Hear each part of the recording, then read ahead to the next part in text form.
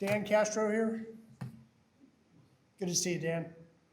Dan Castro is president of the Information Technology and Innovation Foundation. He's a regular columnist for Government Technology Magazine and founded ITIF Center for Data Innovation. Dan has his degrees from Georgetown University and Carnegie Mellon. Thank you so much for coming. Thanks for having me. Thank you. If they told me I was going after Adam, I wouldn't have accepted this invitation.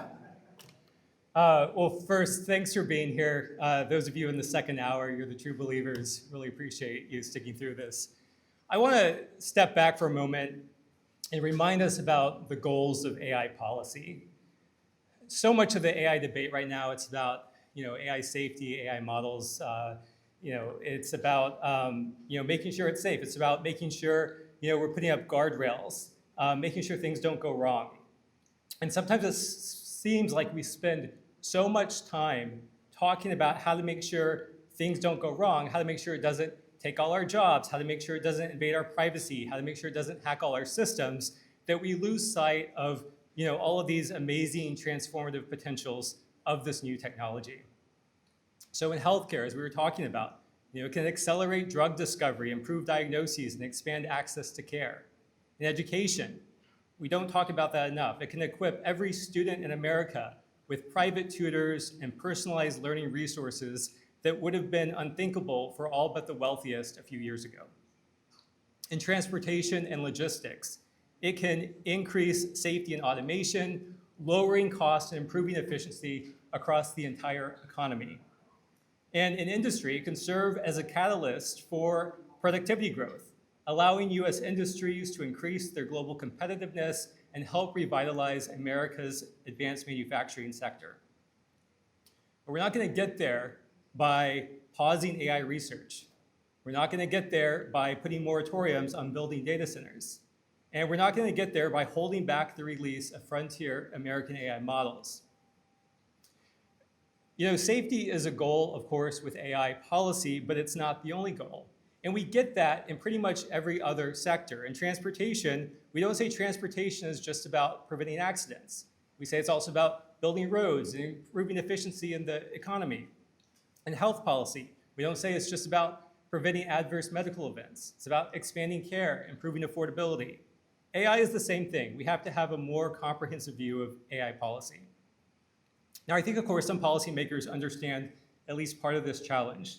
They understand that for AI development and adoption to flourish in the United States, to create this golden age of AI, American AI, the United States will need a regulatory environment that's conducive to the technology.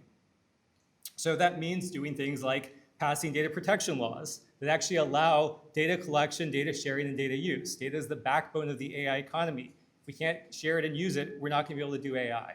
Physical AI needs to be able to collect data in public spaces. There's debates about that. Biometric data that needs to be collected. AI agents need to be able to interact with personally identifiable information. We have a lot of state laws that actually inhibit very many useful uses of AI. It also means antitrust policy that recognizes dynamic markets. The people that obsessed with whether a particular company had too much market share in search never considered that a new technology was on the horizon, like AI chatbots, that might completely rewrite the rules of how and where consumers go to look for information. It means creating export control policies that allow US companies to sell chips and models around the world, and avoiding proposals like kill switches that I mentioned, and similar proposals that would signal to foreign markets that the US government can shut down their use of AI on a whim. It means taking a closer look at things like occupational licensing rules that might keep AI-enabled services from competing with certain professions. Health boards, primarily made up of doctors, are unlikely to approve AI to practice medicine if it competes with their own financial interest. Accountants, investment advisors, counselors, lawyers, and many more will likely find themselves in very similar situation. In Europe continues to make a sustained assault on US businesses. Over the past few years, Europe's imposed billions of dollars in fines against leading US tech companies. Just this week, it imposed another $1 billion fine against Google under the DMA. European policymakers insist that they're not targeting US companies. I was talking with a ambassador to one of the major, I won't say which one, European countries this week, and he was insisting that none of these fines are targeted at American companies. I pointed out that the vast majority, over 90% of these fines, are hitting American companies. How do you explain that? He says, well, it's just they're big, so they happen to get all the fines. All right. So the evidence shows this is simply not true. They are targeting them, and Congress and the administration need to call it out, and Section 301 investigations may be necessary. But it's not just about having government get out of the way or stop self-interested entities from undermining US progress.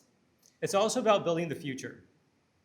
There's so many areas of the economy, like healthcare, like education, where for better or worse, the government plays a large role. So let's look at one example. It took $40 billion in health IT spending from the federal government to get Americans to be able to use electronic health records. This was in the last 10 years. Right? Electronic health records is a very simple technology. It's just databases. The technology was around since the 80s, before the internet. But it took all of that investment. It took years of regulatory effort from HHS to ensure that after we paid for these electronic records, that they were actually interoperable, that the data could be shared and flow to the patient and the doctors when they need it, where they need it. And the same is likely to be true with AI. Now, in 2010, the US government created the National Broadband Plan. It not only laid out a vision and a strategy for deploying broadband in America, but it also had a plan for how the country would actually use broadband in areas like healthcare, education, energy, and public safety.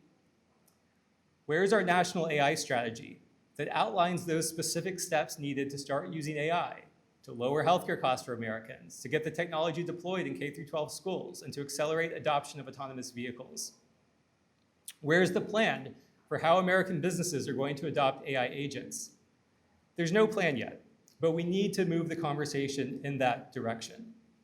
For example, imagine a strategy for the top 10 sectors for AI to produce the greatest gains. Imagine that we assign agencies with clear responsibilities across the board for their respective sectors, that we set adoption targets, that we fund demonstration projects, and that we have Congress regularly tracking progress and holding them accountable for achieving that. I was in Beijing about 2 weeks ago, and one of the things that always stays with me after each visit is not only just how digitally advanced China has become, but also how optimistic the people on the ground are about the technology. They're not asking, should we do AI? They're asking, how can we do it? How soon can we do it? And I'm, of course, not arguing that the United States should be more like China in its political system. But China does have a strategy for AI, and they have optimism. And I think both of those really matter. They go a long way. And when we have some leaders in this country talking about AI in dystopian terms, and some business leaders doing that, it trickles down. And we need more political and business leadership on this issue. So ITIF, my think tank, we published a lot of reports on how to address all the various concerns associated with AI, whether it's privacy or copyright or safety or jobs. But we're also very focused on this AI adoption agenda, a mission to use AI to accelerate science, productivity growth, and improvements in quality of life. And there's been dozens of bills related to AI in Congress, hundreds of bills in the states. And I can tell you that overwhelmingly, they're not focused on AI adoption. We're building guardrails for roads that don't exist. I think that's the wrong approach. So I don't want to end on a pessimistic note, especially 2 hours into a conversation here. So I just want to say I don't think it's too late, but I do think we need to change the way we talk about AI. We need to fund more pilot projects. We need to provide oversight of federal agencies that are tasked with getting AI out in their sectors and ask them what they're doing to actually make this adoption happen. And we need to invest in the people and businesses that will be building America's AI future. Now, every transformative technology has had risk. Electricity, automobiles, the internet certainly had plenty of risk. But history doesn't remember the countries that only came up with a good list of what all the risks were. It remembers the countries that learned how to harness the technology.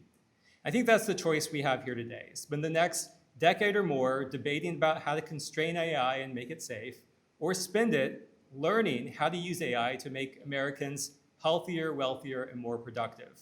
We should certainly build the guardrails, but first we need to build the road. Thank you.